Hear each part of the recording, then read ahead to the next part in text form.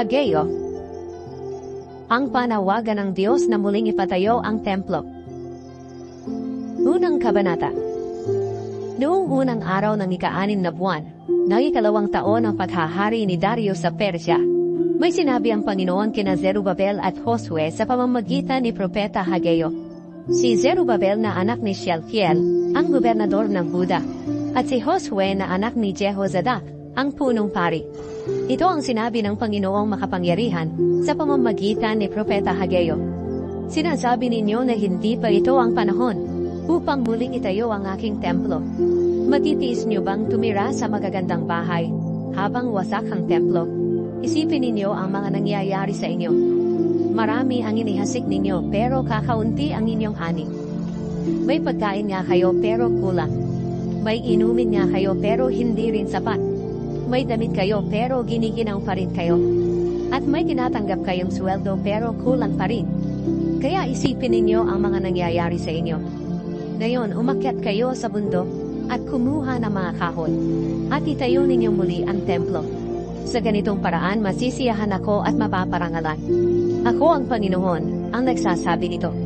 Sinabi pa ng Panginoong makapangyarihan, marami ang aning inaasahan ninyo, pero kakaunti lang ang naani ninyo. At sinira ko pa ito, nang iuwi ninyo sa inyong bahay. Ginawa ko ito dahil wasak ang aking templo. Habang ang bawat isa sa inyo ay abalang gumagawa ng bahay ninyo. Kaya dahil sa inyo, ang langit ay hindi na magbibigay ng hamog, at ang lupa ay hindi na magbibigay ng ani. Pinatuyo ko ang lupain, at ang mga habundukan. Kaya naapektuhan ang mga butil, katas ng ubas, langis, at ang iba pang mga ani, maging ang mga tao, at ang kanilang mga hayop at mga pananim.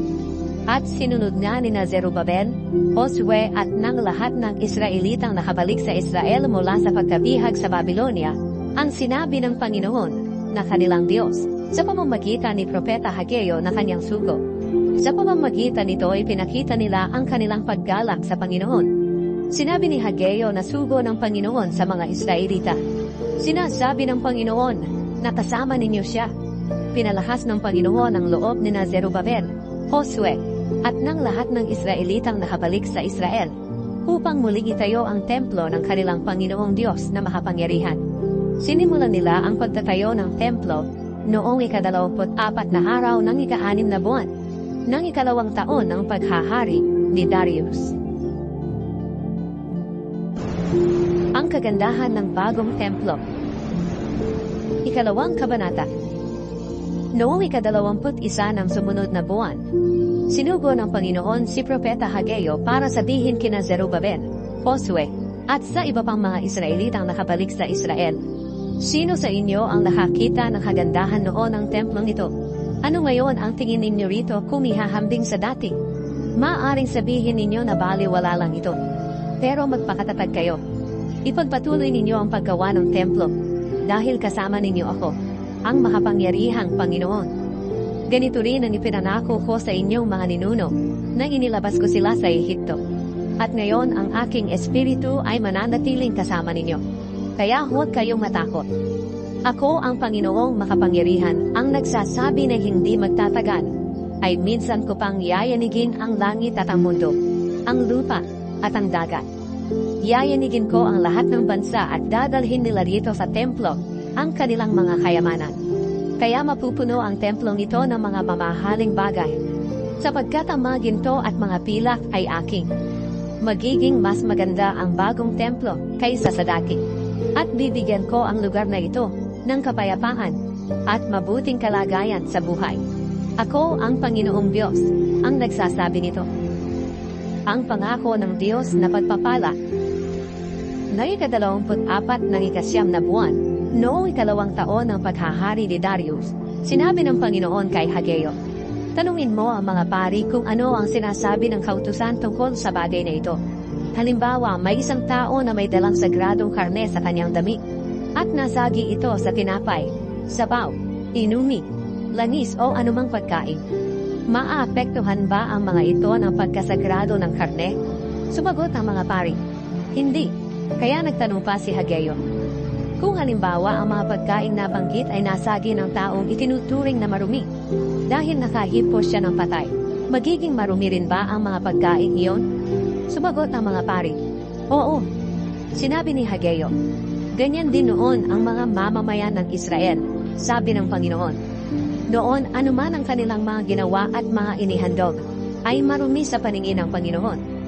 Mula ngayon, isipin ninyong mabuti ang mga nangyari sa inyo bago ninyo umpisahan ang pagtatayo ng templo ng Panginoon.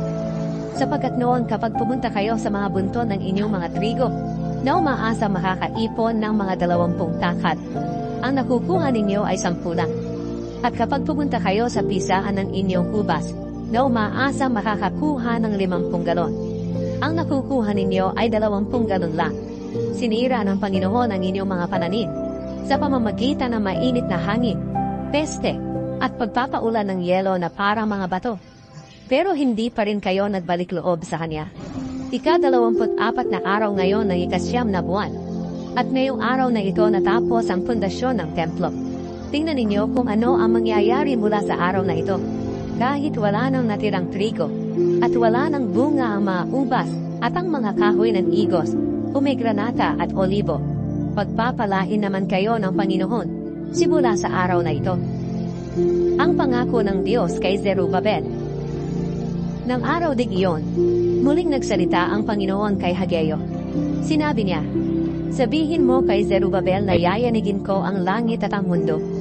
Ibabagsak ko ang mga kaharihan, at wawakasan ang kapangyarihan nila.